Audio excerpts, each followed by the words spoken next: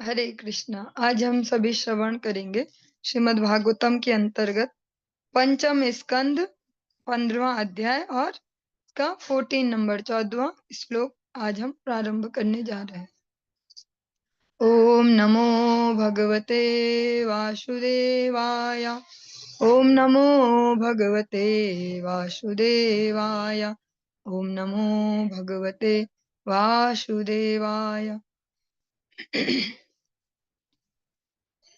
गयाद्गयन्त्यां चित्ररथः सुगतिर्वरोधन इति त्रयः पुत्रा बभूवुश्चित्रथादूर्णायां सम्राडजनिष्ठ उत्कलायां मरीचिर्मरीचेर् विन्दुमत्यां विन्दुमानुदपद्यत तस्मात् सर्गायां मधुर्नामाभवन्मधु सुमनसि वीरव्रतस्ततो भुजायां मन्थु रमन्थु जज्ञाते मन्थुः सत्यायां भवनस्ततो दूषणायां त्वष्टाजनिष्ठ त्वष्टुर्विरोचनायां विरजो विरजस्य सतजित्प्रवरम् पुत्रशतं कन्या च विषूच्यां किल जातम्।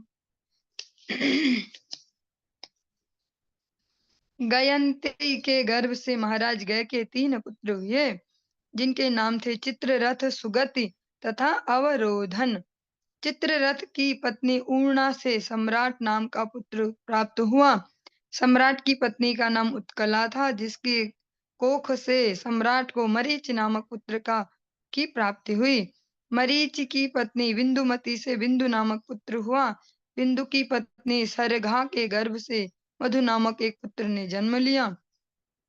मधु की पत्नी सुमना से वीरव्रत और वीरव्रत की पत्नी भुजा से मंथु तथा प्रमंथु नाम के 2 पुत्र हुए।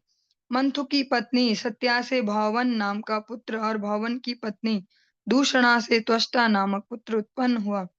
त्वष्टा की पत्नी विरोचना से विरज नाम का पुत्र हुआ और उसकी पत्नी विसूची के गर्भ से 100 पुत्र तथा एक पुत्री हुई। इन सभी पुत्रों में सत्यजित नाम का पुत्र सर्वोपरि था।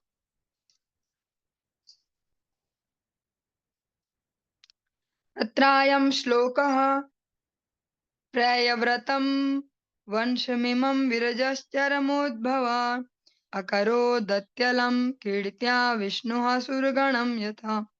राजा विरज के संबंध में यह श्लोक अत्यंत प्रसिद्ध है, जो हमने अभी श्रवण किया। इसका अर्थ इस प्रकार है, अपने उच्च गुणों तथा व्यापक कीर्ति के कारण राजा विरज उसी प्रकार से राजा प्रियव्रत के वंश के मणि हो गए, जिस प्रकार भगवान श्री विष्णु अपनी दिव्य शक्ति द्वारा देवताओं को विभूषित करते और उन्हें आशीष देते हैं। इस प्रकार से ये 15वां अध्याय हमारा संपूर्ण हुआ। 16वें अध्याय में हम प्रवेश करते हैं। राजोवाच उक्तस्त्वया भूमण्डलाय विशेषो यावदादित्यस्तत्पति यत्र चाशो ज्योतिषां गणेशचंद्रमा वा सा दृश्यते। राजा परीक्षित ने श्रील सुखदेव गोस्वामी से कहा, हे ब्राह्मण, आपने मुझे पूर्व में ही बता दिया है कि भूमंडल की त्रिज्या वहां तक विस्तृत है जहां तक सूर्य का प्रकाश और ऊष्मा पहुंचती है तथा चंद्रमा और अन्य नक्षत्र दृष्टिगोचर होते हैं। तत्रापि प्रियव्रत रथ चरण परिखातः सप्तभी सप्त सिंधवा उपक्लिप्ता यत एतस्याः सप्तद्वीप विशेष विकल्पस्त्वया भगवन् खलु सूचितः एतदेवाखिलमहं मानतो लक्षणतश्च सर्वं विजिज्ञासामि। हे भगवान, राजा प्रियव्रत के रथ के चक्रायमाण पहियों से 7 खाइयां बनी, जिससे 7 समुद्रों की उत्पत्ति हुई इन 7 समुद्रों के ही कारण भूमंडल 7 द्वीपों में विभक्त है। आपने इनकी माप, नाम तथा विशिष्टताओं का सामान्य वर्णन मात्र किया है। अब मुझे इनके संबंध में विस्तार से जानने की इच्छा है। कृपया मेरी अभिलाषा पूर्ण करें। भगवतो गुणमये स्थूलरूपा आवेशितं मनो यगुणेऽपि सूक्ष्मतम् आत्मज्योतिषि परे ब्रह्मणि भगवति वासुदेवाख्ये क्षममावेशितुं तदु तद्गुरोर्हस्य नुवर्णयितुमिति। जब मन पूर्ण पुरुषोत्तम भगवान के भौतिक प्रकृति के गुणों से निर्मित बाह्य रूप स्थूल विश्व रूप पर स्थिर हो जाता है, तब उसे शुद्ध सत्व की स्थिति प्राप्त होती है। उस दिव्य स्थिति में ही मनुष्य पूर्ण पुरुषोत्तम भगवान वासुदेव को जान सकता है, जो अपने सूक्ष्म रूप में स्वतः प्रकाशित और गुणातीत हैं। हे प्रभु, विस्तार से वर्णन करें कि वह रूप जो संपूर्ण विश्व में व्याप्त है किस प्रकार देखा जाता है। ऋषिरुवाच न वै महाराज भगवतो माया गुण विभूते काष्ठां मनसा वचसा वाधिगन्तुमलं विबुधायुषापि पुरुषस्तस्मात् प्राधान्येनैव भूगोलक विशेषं नाम रूपमान लक्षणतो व्याख्यास्यामः। ऋषि श्रेष्ठ श्रील सुखदेव गोस्वामी बोले, हे राजन, पूर्ण पुरुषोत्तम भगवान की माया के विस्तार की कोई सीमा नहीं है। यह भौतिक जगत सत्व, रज तथा तम इन 3 भौतिक गुणों का रूपांतर है। फिर भी ब्रह्मा के समान दीर्घ आयु पाकर भी इसकी व्याख्या कर पाना संभव नहीं है। इस भौतिक जगत में कोई भी पूर्ण नहीं है और अपूर्ण मनुष्य सतत चिंतन के पश्चात भी इस भौतिक ब्रह्मांड का सही वर्णन नहीं कर सकता। तो भी हे राजन, मैं भूगोलक जैसे प्रमुख भूखंडों की व्याख्या उनके नामों, रूपों, प्रमापों तथा विविध लक्षणों सहित करने का प्रयत्न करूंगा। यो वायं द्वीपः कुवलय कमलकोशाभ्यन्तरकोशो नियुतयोजनविशालः समवर्तुलो यथा पुष्करपत्रम्। भूमंडल नाम से विख्यात ग्रह मंडल कमल पुष्प के सदृश है और इसके सातों द्वीप पुष्प कोश के सदृश हैं। इस कोश के मध्य में स्थित जम्बू द्वीप की लंबाई तथा चौड़ाई 10 लाख योजन है। जम्बू द्वीप कमल पत्र के समान गोल है।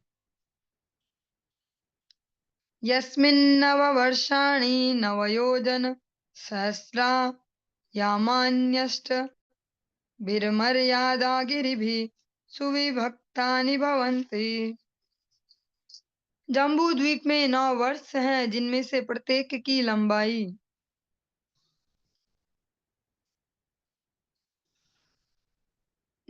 1000 योजन है। इन खंडों की सीमा अंकित करने वाले 8 पर्वत हैं, जो उन्हें भली भांति विलग करते हैं। येषां मध्ये इलावृतं नामाभ्यन्तरवर्षं यस्य नाभ्यामवस्थितः सर्वतः सवर्णः कुलगिरिराजो मेरुर्द्वीपायां समुन्नाः कर्णिकाभूतः कुवलयकमलस्य मूर्धनि 32 सहस्रयोजनविततो मूले 16 सहस्त्रं तावतान्तर्भूम्यां प्रविष्टः। इन खंडों में से इलाव्रत नाम का एक वर्ष है, जो कमल कोश के मध्य में स्थित है। इलावृत वर्ष में ही सुवर्ण का बना हुआ सुमेरु पर्वत है। यह कमल जैसे भूखंड के बाह्य आवरण की तरह है। इस पर्वत की चौड़ाई जम्बू द्वीप की चौड़ाई के तुल्य अर्थात 1 लाख योजन या 8 लाख मील है, जिसमें से 16,000 योजन पृथ्वी के अंदर है, जिससे पृथ्वी के ऊपर पर्वत की ऊंचाई केवल 84,000 योजन ही है। शीर्ष पर इस पर्वत की चौड़ाई 32,000 योजन तथा पाद भाग पर 16,000 योजन है। उत्तरोत्तरेणेलावृतं नीलः श्वेतः शृङ्गवानिति त्रयो रम्यकैर्मृण्मय कुरूणां वर्षाणां मर्यादा गिरयः प्रागायता उभयतः शारोदावधयो द्विसहस्रपृथव एकैकशः पूर्वस्मादुत्तरो दशांशाधिकांशेन दैर्घ्या एव ह्रस्वन्ति। इलावृत वर्ष के उत्तर से उत्तर में आगे क्रमशः नील, श्वेत तथा सिंहवान नामक 3 पर्वत हैं। ये तीनों रम्यक, हिरण्मय तथा कुर इन 3 वर्षों की सीमा रेखा बनाने वाले हैं तथा इनको एक दूसरे से विभक्त करने वाले हैं। इन पर्वतों की चौड़ाई 2000 योजन है। लंबाई में ये पूर्व से पश्चिम की ओर लवण सागर के तट तक विस्तृत हैं। दक्षिण से उत्तर की ओर बढ़ने पर प्रत्येक पर्वत की लंबाई अपने पूर्ववर्ती पर्वत की 10 होती जाती है, किंतु इन सब की ऊंचाई एक सी रहती है। एवं दक्षिणे लावृतं निषद्धो हेमकूटो हिमालय इति प्रगायत यथा नीलादयो अयुतयोजनोत्सेधः हरिवर्ष किम पुरुष भारतानां यथा संख्ययम्। इसी प्रकार इलावृत वर्ष के दक्षिण में तथा पूर्व से पश्चिम को फैले हुए 3 विशाल पर्वत हैं, जिनके नाम है निषद, हेमकूट तथा हिमालय। इनमें से प्रत्येक 10,000 योजन ऊंचा है। ये हरिवर्ष, किम पुरुष वर्ष तथा भारतवर्ष नामक 3 वर्षों की सीमाओं के सूचक हैं। तथैवेलावृतमपरेण पूर्वेण च माल्यवद्गन्ध मादनावाली वा नीलनिषधायतो 2,000 पप्रथतुः केतुमालभद्राश्वयोः सीमानं विदधाते। इसी प्रकार से इलावृत वर्ष के पूर्व तथा पश्चिम क्रमशः माल्यवान और गंधमादन नामक 2 विशाल पर्वत हैं। ये दोनों 2000 योजन ऊंचे हैं और उत्तर में नील पर्वत तक तथा दक्षिण में निषद तक फैले हैं। ये इलावृत वर्ष की और केतुमाल तथा भद्राश्व नामक वर्षों की भी सीमाओं के सूचक हैं।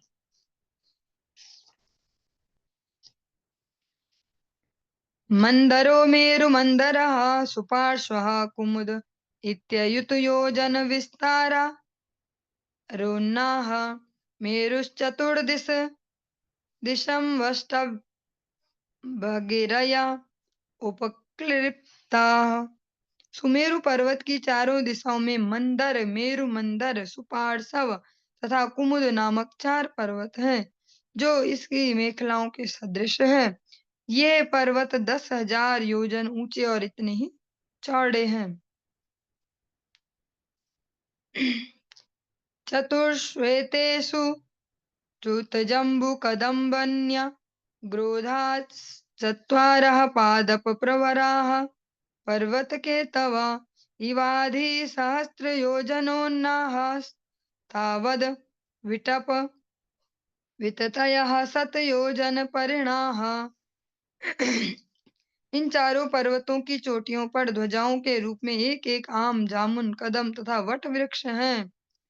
इन वृक्षों का घेरा 100 योजन तथा ऊंचाई 1100 योजन है। इनकी शाखाएं 1100 योजन की त्रिज्या में फैली हैं। हृदाश्चत्वारः पयोमध्विक्षुर समृष्टजला यदुपस्पर्शिन उपदेवगणा योगैश्वर्याणि स्वाभाविकानि भरतर्षभ धारयन्ति। देवोद्यानानि च भवन्ति चत्वारि नन्दनं चैत्ररथं वैभ्राजकं सर्वतो भद्रमिति। हे भरत वंश में श्रेष्ठ महाराज परीक्षित, इन चारों पर्वतों के मध्य में 4 विशाल सरोवर हैं।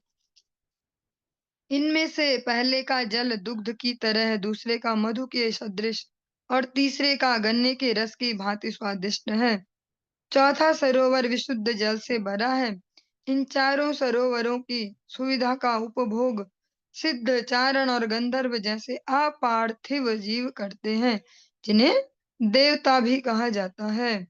फलस्वरूप उन्हें योग की सहज सिद्धियां प्राप्त हैं, यथा सूक्ष्म से सूक्ष्मतर और महान से महानतर, महत्तर से रूप धारण करने की शक्तियां, छोटा से छोटा हो जाना और बड़े से बड़ा हो जाना। ये जो सब हम्म, प्रजातियां हमने सुनी जीवन के, सिद्ध, चारण और गंधर्व, इनमें ये क्वालिटीज होती हैं। इसके अतिरिक्त 4 देव उद्यान भी हैं, जिनके नाम है नंदन, चैत्ररथ, वैभ्राजक तथा सर्वतोभद्र।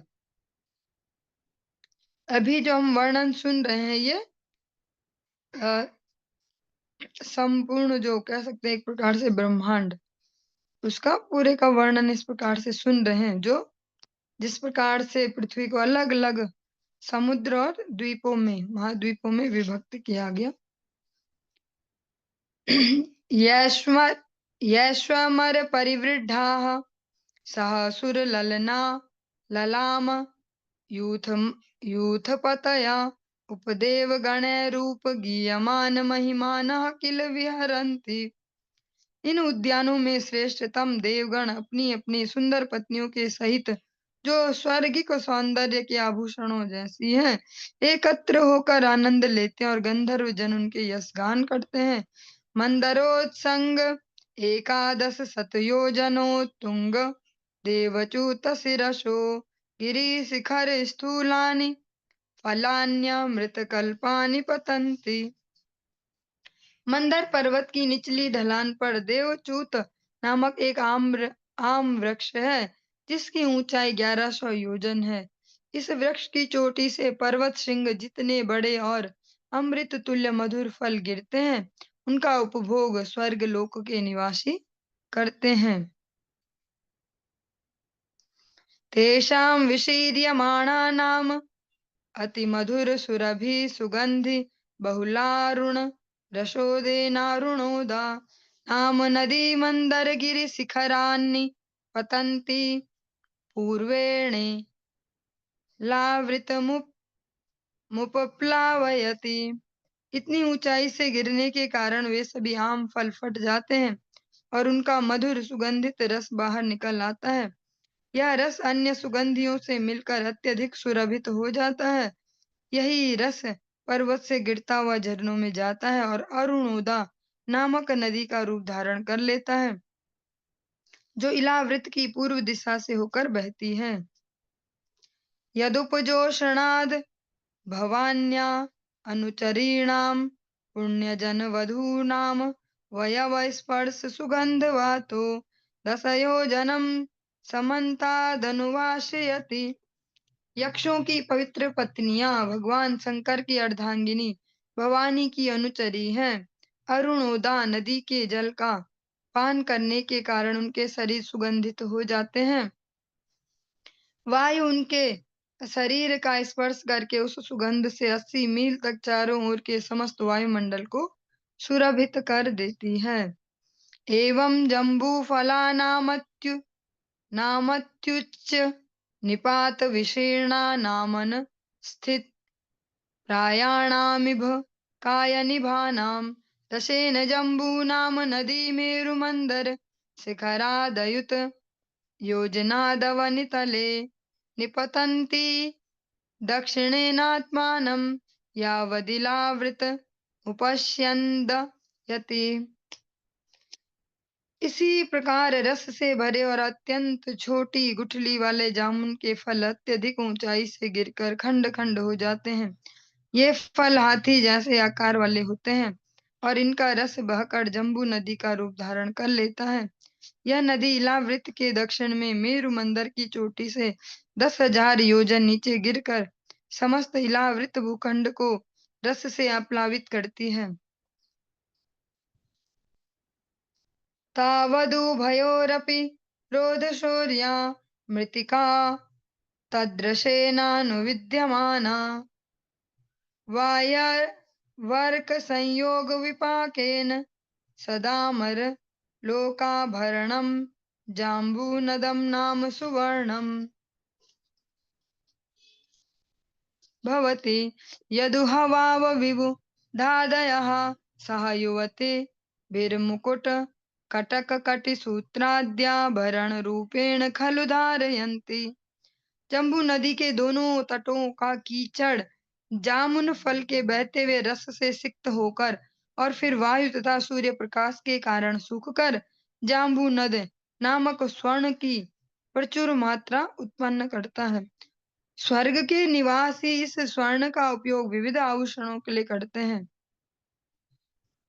फलतः स्वर्ग लोक के सभी निवासी और उनकी तरुण पत्नियां स्वर्ण के मुकुटों, चूड़ियों तथा करधनियों से आभूषित रहती हैं। इस प्रकार वे सब जीवन का आनंद लेते हैं।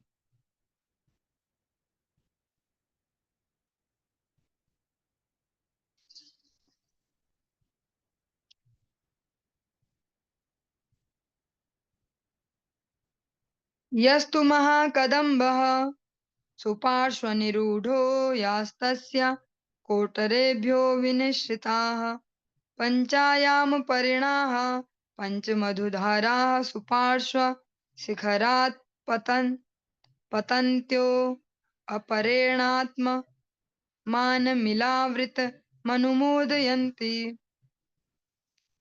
सुपार्श्व पर्वत के बगल में महाकदम्ब नामक एक अत्यंत प्रसिद्ध विशाल वृक्ष खड़ा है। इस वृक्ष के कोटड़ से मधु की 5 नदियां निकलती हैं, जिनमें से प्रत्येक लगभग 5 व्याम चौड़ी है। व्याम मीन्स 8 फुट के लगभग।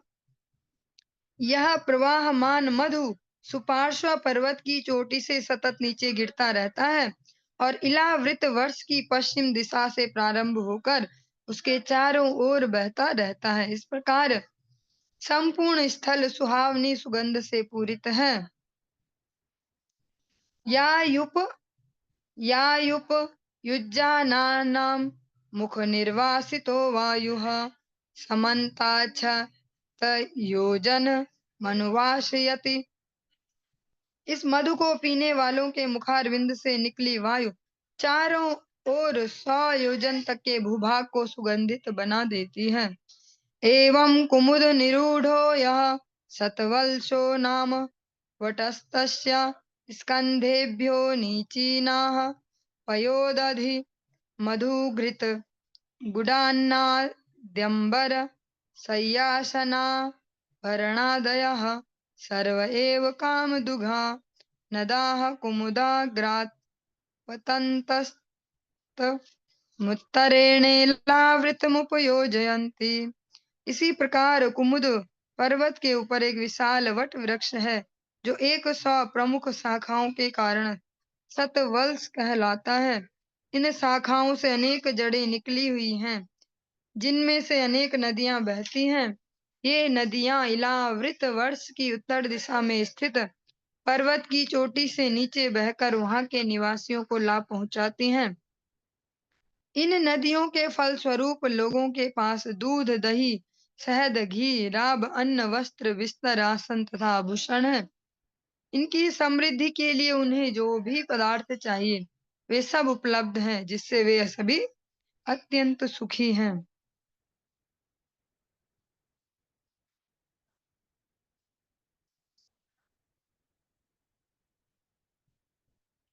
यानुप जुषाणानां न कदाचिदपि प्रजानां वलीपलित क्लमस्वेद दौर्गन्ध्य जरामय मृत्यु शीतोष्ण वैवर्ण्यो उपसर्गादयस्ताप विशेषा भवन्ति यावज्जीवं सुखं निरतिशयमेव। इस भौतिक जगत के निवासी जो इन बहती नदियों से प्राप्त पदार्थों का सेवन करते हैं, उनके शरीर में न तो झुर्रियां पड़ती हैं और न ही उनके केस श्वेत होते हैं, न ही उन्हें थकान का अनुभव होता है, न उनके पसीने से उनके शरीर से दुर्गंध ही आती है। उन्हें बुढ़ापा, रोग या असामयिक मृत्यु नहीं सताती है, न ही वे कड़ाके की सर्दी और झुलसती गर्मी से दुखी होते हैं, न ही उनके शरीर की कांति लुप्त होती है। वे सभी मृत्यु पर्यंत चिंताओं से मुक्त सुखपूर्वक जीवन व्यतीत करते हैं।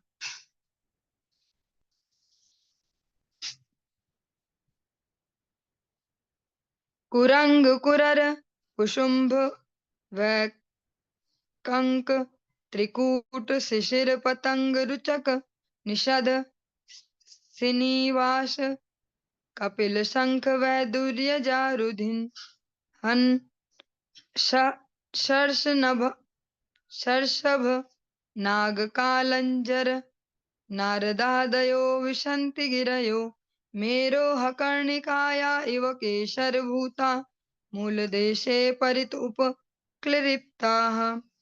मेरु पर्वत के तलहटी के चारों ओर अन्य पर्वत इस सुंदर रूप से व्यवस्थित हैं, मानो कमल पुष्प की कर्णिका के चारों ओर केसर हों।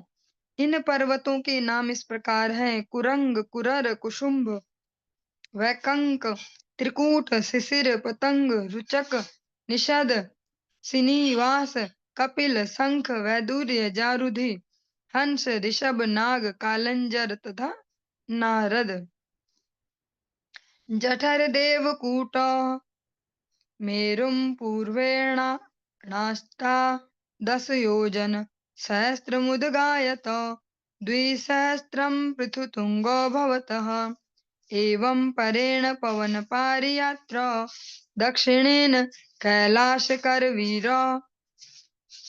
प्रागायतावेव मुत्तरतस्त्रिशृंग मकरावष्टभिरेतैः परिश्रितो अग्निरिव परितश्चकास्ति कांचनगिरिः।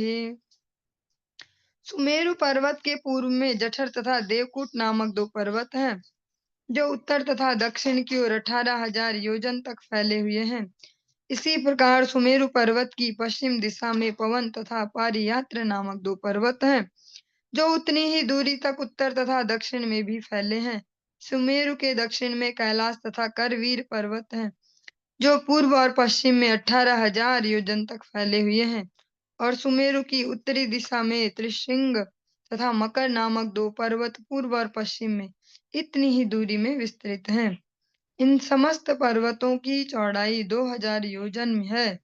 इन 8 पर्वतों से घिरा हुआ स्वर्ण निर्मित सुमेरु पर्वत अग्नि की तरह जाज्वल्यमान है।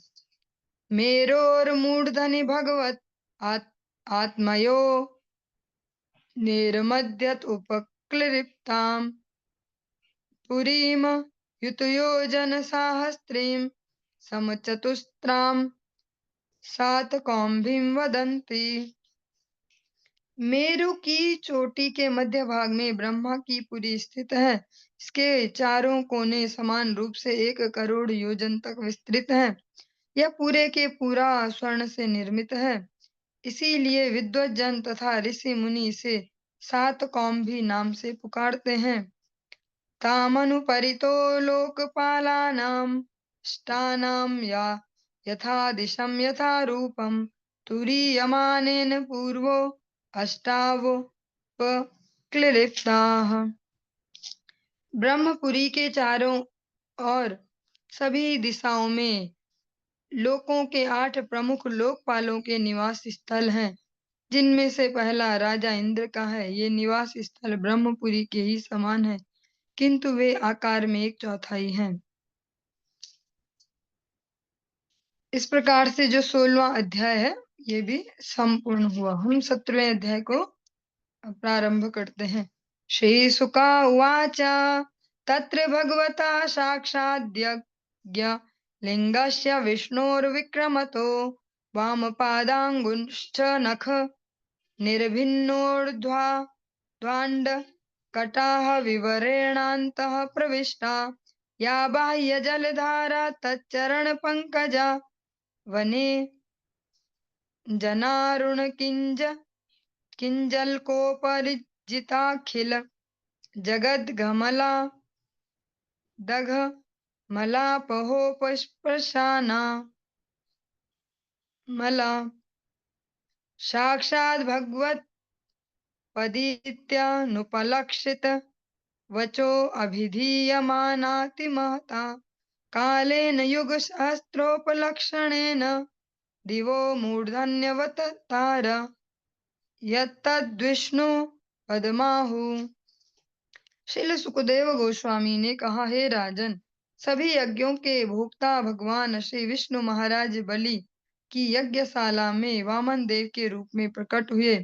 तब उन्होंने अपने वाम पाद को ब्रह्मांड के छोर तक फैला दिया और अपने पैर के अंगूठे से उसके आवरण में एक छिद्र बना दिया। इस छिद्र से निकले कारण समुद्र के विशुद्ध जल ने गंगा नदी के रूप में इस ब्रह्मांड में प्रवेश किया। भगवान श्री विष्णु के चरण कमलों को जो केसर से लेपित थे, धोने से गंगा का जल अत्यंत मनोहर गुलाबी रंग का सा हो गया। गंगा के दिव्य जल के स्पर्श से क्षण भर में प्राणियों के मन के भौतिक विकार शुद्ध हो जाते हैं, फिर भी इसका जल सदैव शुद्ध रहता है। चूंकि इस ब्रह्मांड में प्रविष्ट होने के पूर्व गंगा प्रत्यक्ष रूप से भगवान श्री विष्णु के चरण कमलों का स्पर्श करती है, इसलिए वह विष्णुपदी कहलाती है। आगे चलकर उसके अन्य नाम पड़े, यथा जाह्नवी तथा भागीरथी। 1000 युगों के उपरांत गंगा का जल ध्रुव लोक में उतरा, जो इस ब्रह्मांड का सर्वोपरि लोक है। इसलिए सभी संत तथा विद्वान ध्रुव लोक को विष्णु पद अर्थात भगवान श्री विष्णु के चरण कमलों में स्थित कहते हैं।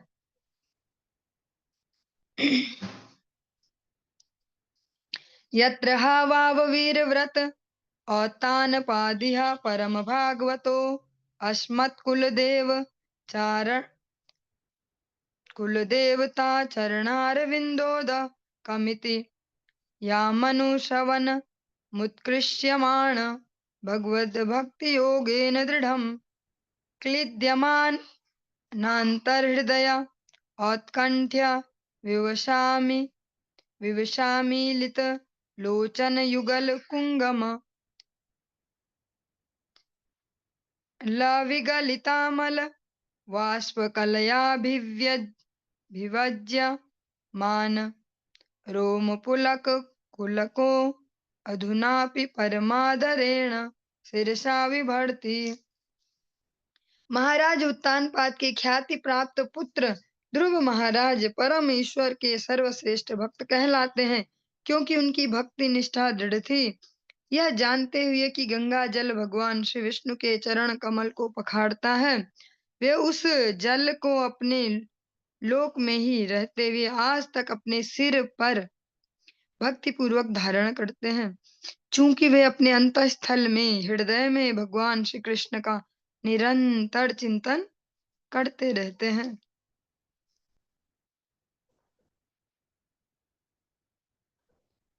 फलतः वे अत्यंत उत्कंठित रहते हैं। उनके अर्ध निमीलित नेत्रों से अश्रु की धारा बहती है और उनका शरीर पुलकायमान रहता है। ये ध्रुव महाराज की स्थिति बता रहे हैं।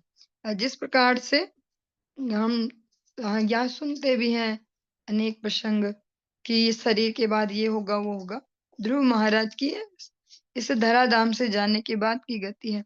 वे अपने धाम में भी निष्ठा पूर्वक जो गंगा जल है भगवान के चरणों का धोवन, उसको अपने सिर पर धारण करते हैं और हृदय में भगवान को धारण करते हैं, मन से निरंतर चिंतन करते हैं और अर्धमीलित नेत्र। भगवत गीता कहती है कि न तो आंखें बंद ही करके ध्यान करना, न पूरी खोल के ही, मतलब एक बैलेंस अगर समझे, न अति न अति कम, बीच का एक मार्ग होना चाहिए, मध्यम मार्ग। नेत्र बंद करके अगर कुछ करते हैं तो नींद आने की संभावना बहुत ज्यादा है। पूरे नेत्र ऐसे खोल खोल के ऐसे इधर उधर देखते हुए तो मन नहीं लग पाएगा। अर्धमिलित नेत्र, ऐसे ध्रुव महाराज के जो अर्धमिलित नेत्र है उनसे निरंतर अश्रुधारा बहती है और उनका शरीर पुलकायमान रहता है। जो कह सकते हैं भक्ति के स्तर में आगे बढ़ते जाते हैं, धीरे धीरे इस प्रकार महापुरुषों के लक्षण में शो होने लगते हैं, दिखने लगते हैं। हम आजकल रोज ही श्रवण कर रहे हैं याम कीर्तनों में श्रील भक्ति विनोद ठाकुर जी के मुख से, श्रावणेर धारा आँखि बरसाया, इस प्रकार से जो भक्ति में पराकाष्ठा को प्राप्त करते हैं, जिनका अब दिखावे के लिए नहीं है कोई भी कार्य। अगर मैं अपनी बात करूँ, आप सबकी तो नहीं कर सकते, अधिकार नहीं। पर हम अभी जो भी कर रहे हैं, जो भी कर रहे हैं, उसमें कहीं न कहीं कुछ न कुछ दिखाना दिखाना भी सम्मिलित है, शो करना भी सम्मिलित है। अभी हम इस प्रकार से कर रहे हैं, सब देखेंगे तो ऐसा लगेगा, ऐसा होगा। पर जब जीवन केवल भगवत प्रसन्नता के लिए समर्पित हो जाए, फिर इस प्रकार के जो आनंद है उसका लाभ लिया जा सकता है। आज के इस प्रसंग को हम यहीं पर ही विराम देंगे। आगे कल कंटिन्यू करेंगे। हरे कृष्णा।